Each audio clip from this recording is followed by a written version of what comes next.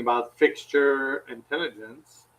And the title of this lecture and this episode will be the fixture that actually respect your body clock. And the reason why I'm talking about this is that yesterday we talked about the source and in general what does uh, circadian lighting does to your body. Now I want to start diving deeper and see how we can achieve that in our surrounding at work or in our business. So one of the first thing is that most fixtures, 90% of them, I would say, illuminate the floor. So and our biology respond to the eyes. So there's a discrepancy there. And and and circadian lighting is not about brightness. It's not how bright it is. It's about how the light is delivered to our eyes and our sensor, as we were talking yesterday. So the most of the lighting plan starts with uh, a beautiful piece of paper with drawings on them, and that's where the problem starts because circadian level is experienced at different level. It's not only what the light is going to project on the ground. It's not only what a chandelier will do, but the combination of all that in your environment. And as we talked yesterday, you know, the lighting design industry, focus mostly on lumen, wattage, the amount of fixture, what kind of fixture, what's the warranty, you know, and so forth. But the real need when we do circadian lighting is that we need to think about vertical illuminance. We need to talk about high level exposure. We need to talk about the spectrum and the timing. What time happened what? So what we have when we do a design, most people don't understand, or when it's an architect or an engineer, is we end up with a light, a space that is overlit and that understimulate the biology, meaning we don't get stimulation from the eyes because we're just in a place where there's a lot of lighting and nothing else.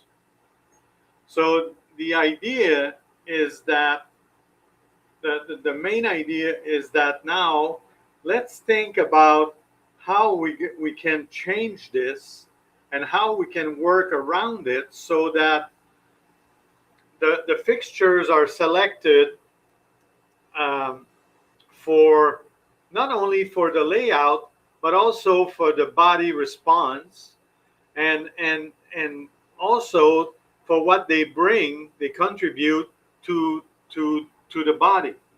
So what do we get in return? We put this big amount of money into buying all kinds of hardware, lighting control, lighting fixtures, decorative fixtures, and so and so and so. And what's happening is that we don't get any benefits physically. Well, we do sometimes a little bit, but we don't get as much benefit as we could if we would put them at the right place. And that's why when I started this series, the very, very first day I started this series, I started to tell you about how my role is to democratize the lighting design and how we think about lighting, because if we add all these complexity on top of it, we're going to get lost at like there's no tomorrow. So by knowing that you want some directional lighting on the wall, already you know that now you're creating some kind of lighting reference at eye level that you can benefit from, right? Same thing when you use a general diffuse. If you use a pendant that diffuse the light around, you're getting a contribution from that. If you're using some directional from the ground up, you're getting some benefits from that. If you're using some linear on, let's say, your border on the at the knee level, I call it vista, you're getting benefits from that.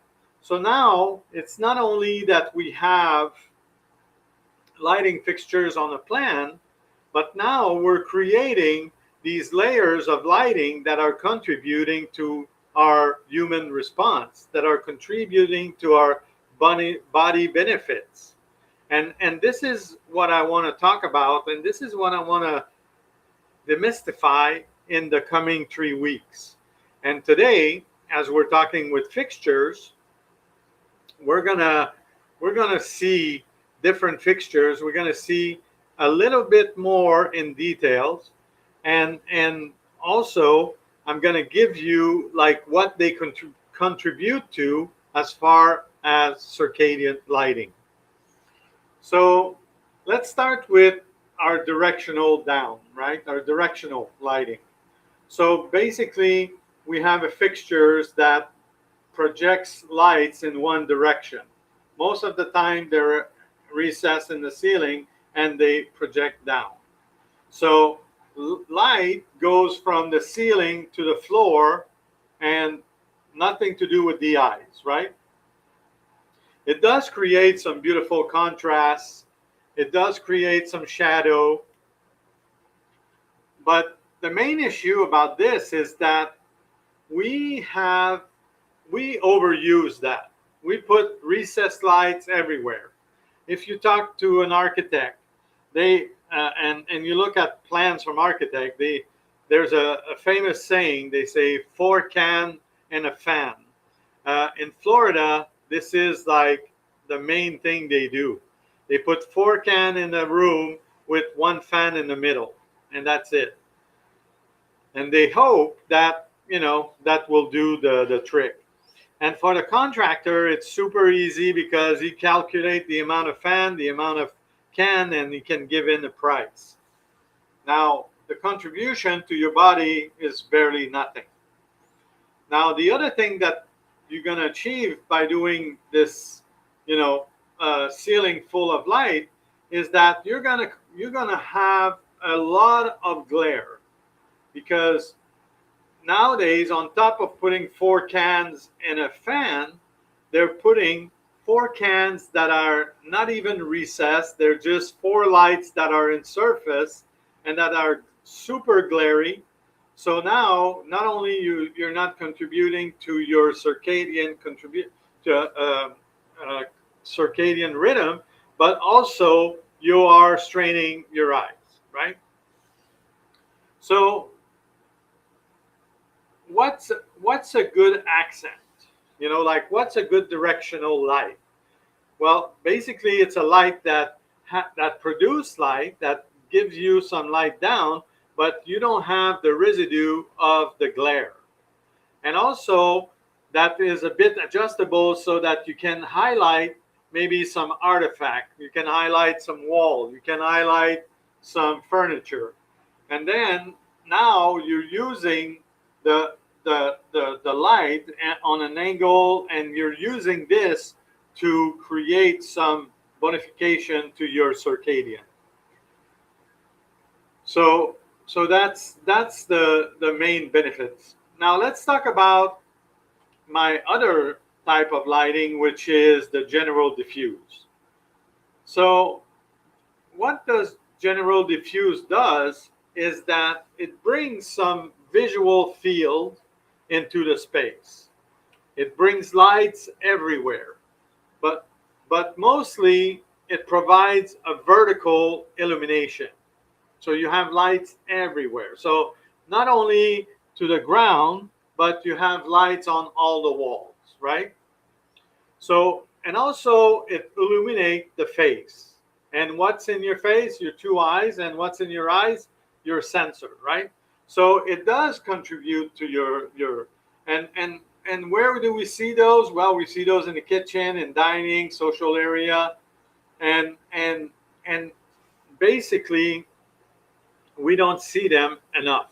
Okay, um, so general diffuse will contribute to the eye level, and they do support very well the circadian response.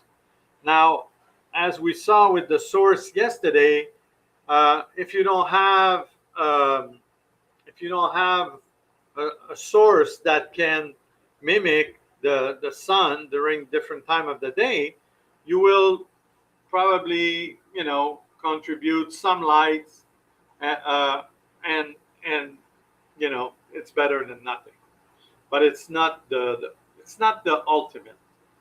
Now, when I do a design, I always try to work with different type. So one of my favorite lighting effect is cove effect. And cove effect for me is not only on the ceiling but also on the baseboard. And what does it do is that it reflects the light either on the ceiling or on the floor. And it gives you this beautiful soft distribution, and it's a very well, actually there's no glare, and it gives you a beautiful horizontal illumination, right?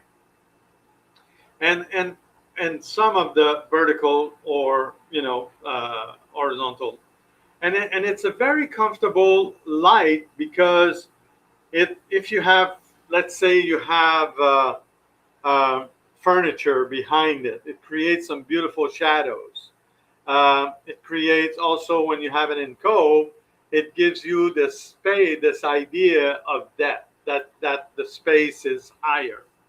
So what what do we need to put with that, and what do I like best is most of the time I use tunable white uh, and RGB, because it will give you some opportunity when you have special events or you have entertainment, or you have you want to just put some fun because your kids, you have a party or whatever, you can change the color. And also, having the tunable white, that gives you, it gives you that spectrum from morning to night, and then you can start, from morning you can start rising the sun to the day, and then at night, having your sunset again. So as these layers progress in your environment, you have this beautiful layer along the ground as a sunset. You have a beautiful pendant general diffuse that gives you this soft light, which are all dim. And then you have perhaps some directional on your artwork, um, and that's all you need, right? Now, do you see the difference? Then having 26 different cans that are you light, yes, you can dim them, but you always have the same level of intensity at, and high. So your eyes never get this feeling, never get these signals, never get these uh, these beautiful message that, okay, now it's time to go to bed, or just wake up, you're doing great, or this is going to be a great day. As I started to touch also directional lighting on the wall for a painting, there's also, when we push the exercise a little further and we start grouping them along, and then we start highlighting the wall, because let's say we have a beautiful surface that we want to light that is vertical. Uh, this had direct impact on your perception, right? Because it's at eye level, you get the fruit of it. You got fixtures that are recessed, that have the source that you don't see. You just see the light. so you don't have that glare that's attacking you. All you do is seeing this beautiful, reveal of the vertical space. So it makes the space feel brighter, right? And also it improves the visual comfort because you don't have anything aggressing you in your eyes. And of course, you're supporting your circadian level.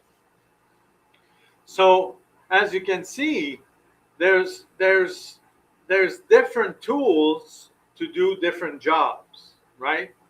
When you're a chef, yes, you have a chef knife, but if you do seafood, it's not really useful. And if you're doing pasta, it's really not useful. And so lighting is the same thing. Is we have these beautiful tools, and if we don't know how to use them, and if we don't know why we're using them, or we're looking at a magazine and we're copying an image in a magazine without knowing that this is wrong because they don't take care of anything.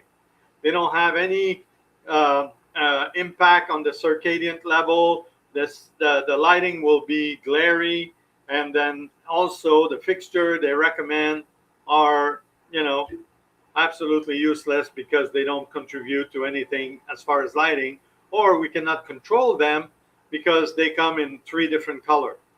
That's it. So it's important to understand that when you work with a professional, or when you want to do your lighting strategy, or you're doing a call with a lighting designer or somebody that you trust for your circadian lighting, that you understand that you may have ideas. And I always ask my clients, show me some ideas of what you like. And when I go a little further and I ask, what do you like about these pictures? And the reason why is because sometimes they said, well, I like how it matched the curtain, how it's balanced as part of the whole pictures. I like it. Very, very, very rarely I have a client saying, oh, I like the lighting distribution because it contributes to a general diffuse effect in the room. Never, actually. I never had that.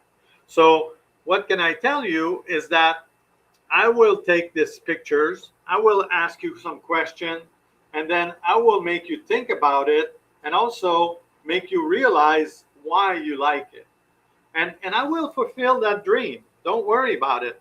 But I will fulfill it within a program that, helps your body to assimilate as much light as possible. So now you understand that having just a lighting grid on the ceiling, totally evenly spaced, because the architect like straight lines, and also the electrician's going to be like super happy because he's going to run one wire every 3 feet this way, every 3 feet that way, or 8 feet, 8 feet, or 6 feet, whatever the grid. It sounds like it's very, very convenient, but in reality, it doesn't contribute to anything. And the worst thing is that once everything is done, you call a lighting designer and you say, listen, I'd like to see how I can improve, the circadian lighting in this room. And then you walk into the house or the building or the store, and everything comes from the ceiling. Everything. No sconce on the wall, no pendant, or a few pendants in the kitchen, maybe a couple sconces in the bathroom. But you see now where you start. It's really, really, really hard to convert. While if you were at the beginning of the project, we can do things like very, very easily for about relatively the same price. Now, knowing that you need to think about it, and you got to put this human center, right? Human center lighting part of this, and it's probably a new thing for you. You probably never heard of that. Human-centered lighting, human-centric. Those are buzzwords that we do hear once and here and there, but not really how to apply it in your life. So again, the fixtures is where it's all starting from.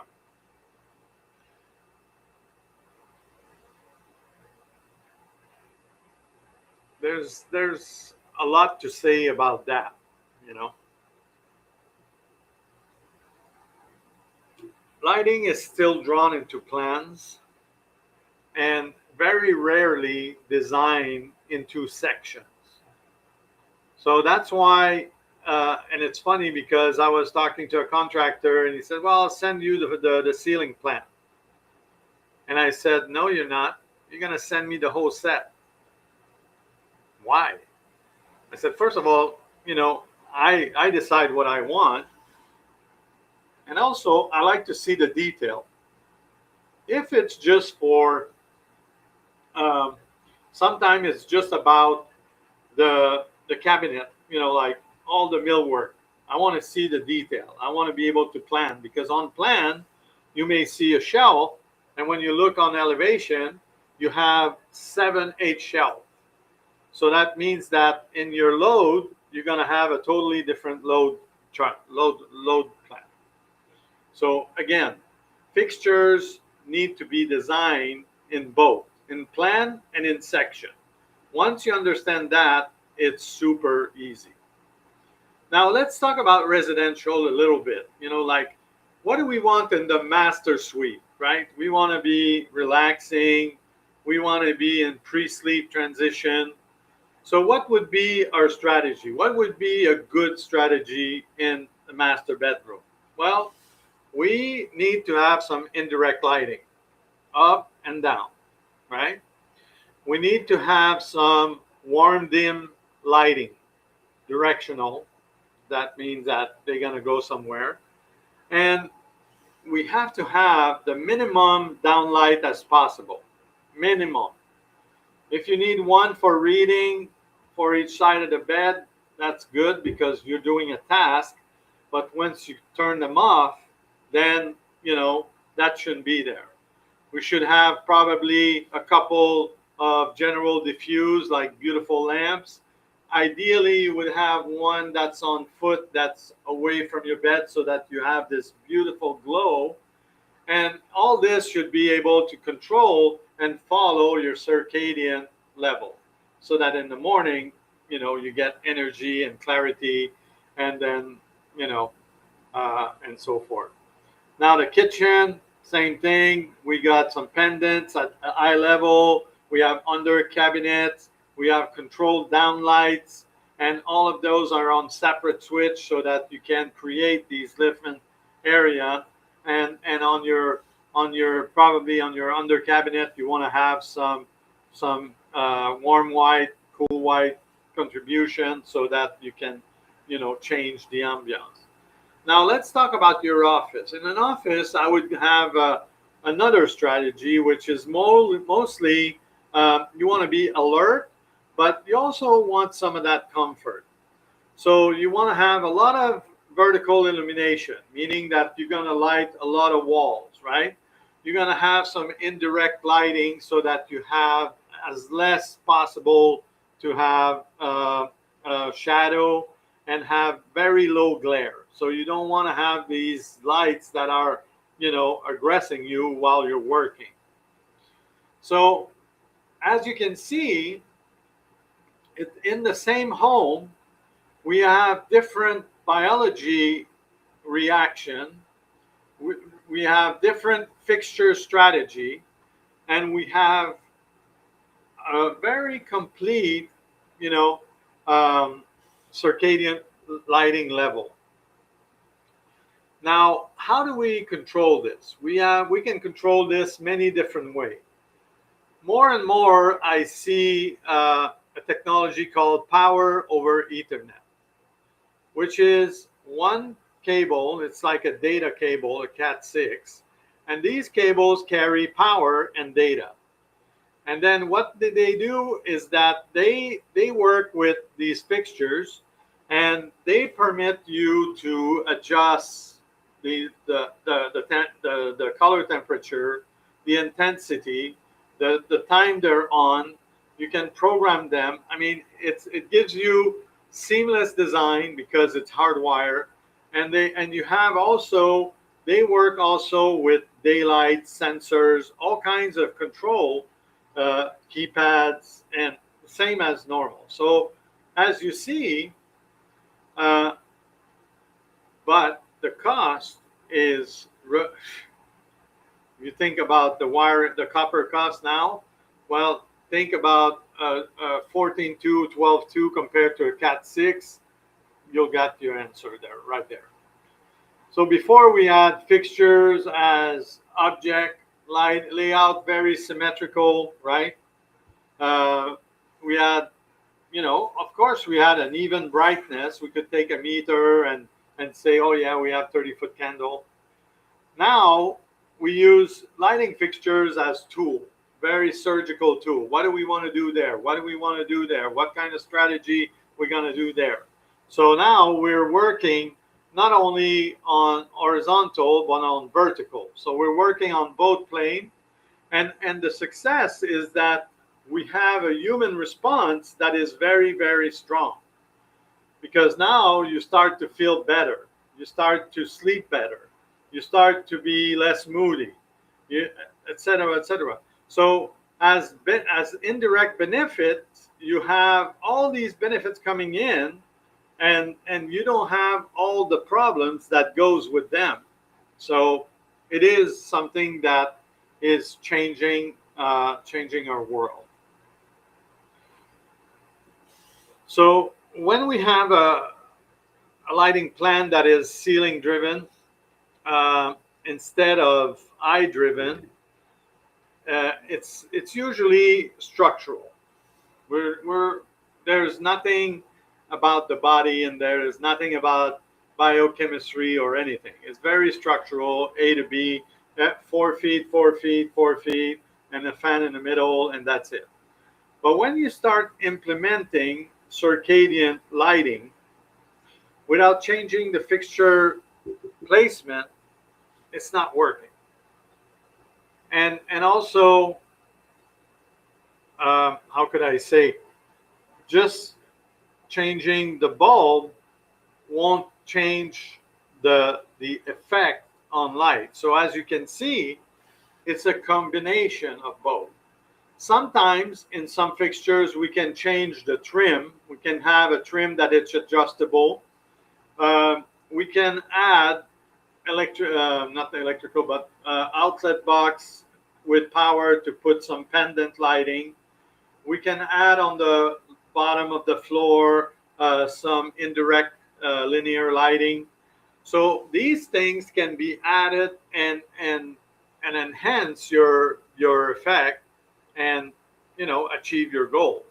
So it's not like a black or white situation. Oh my God, I got downlights, I cannot have circadian lighting. No, everything can be changed, everything can be adapted. It depends on the willingness you have and the motivation you have. So don't start replacing fixtures. And that's what I tell all my clients. Don't replace a fixture before you talk to me. Let's have a plan. Let's see how we're going to do this. Let's look at the room where you spend the most time and that are the most critical for your wellness. And then we're going to move from there and maybe do the rest. I mean, if you have a hallway that's 30 feet long and there's, I don't know, 10 downlights, and it's a hallway that you go in the garage, I don't see the priority to change that for now. But if you work at home and your office have 4 downlights and a fan, I can see that you need help right away. So on that said, it is a willingness. And like I said, there's no use to change the fixtures right away, you know. Or you have to change the way you understand. We have to change the plan.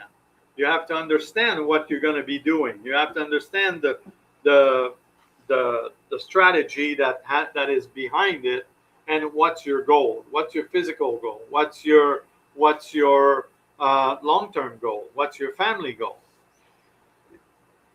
So the other thing that I didn't mention too much is that for me, and in circadian lighting, the two most important things, the fixture placement matter more than the wattage. I'll repeat. Where you put the fixtures, right, on the bottom, on the wall, on the ceiling, is more important than how much light they give. That's a lot. And also, vertical light, right? Vertical light at the eye drive circadian response. So having downlights that are in the middle of the hallway that or the middle of the living room and don't light anything are absolutely useless.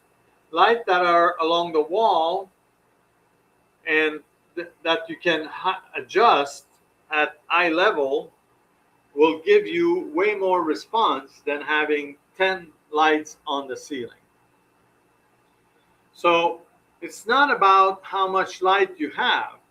It's about what and where it reaches you. What and where are they located to you know to help your eyes capture these signals and your body to respond to it.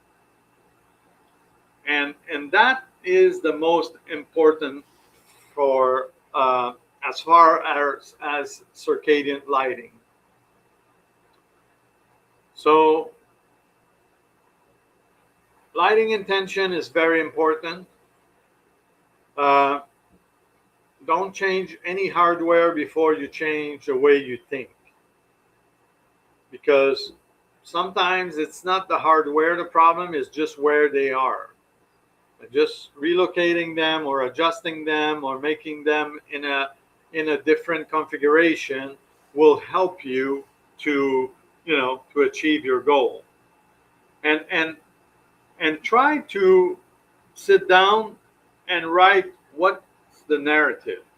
What are you doing in that room? What's happening? How long do you like? Do you want to stay there? Do you work there? Is this the place you read a book? Is this the place that you're creating? And all these things will start to roll out, and you'll have a beautiful and clear idea of where you're going and what you need. And now, by knowing that, by knowing your basic of directional and general diffuse, you can talk to any lighting expert or any electrician and tell them what you need. You can say, well, I saw this. I don't know what fixture would give me that, but ideally, I would love to have this effect. I would love to have this effect. I would love to have this effect. And for a minimal fee, you can hire a lighting designer and have a conversation with them about your thoughts and ideas. And if you like the way they work, you can hire them or just pick their brain on an hourly base or whatever. But you're not alone. And it's important to understand that lighting, and I'm going to close with that, is that lighting is not electrical. And I'm an electrician, and I'm telling you that lighting is not electrical. It's biological. Why? Because we don't care how much light's on the floor. What we care is what the light is providing us. And I was telling you earlier on my different show that without anything to lighting designers are useless. So This just emphasizes the point that I was saying. If you don't know what to light, if you don't have anything to light, if you don't have any light, you don't need a lighting designer.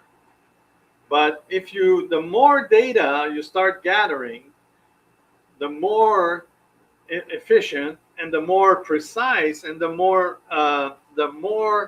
um, yeah, the more precise you'll have your lighting plan and your lighting execution.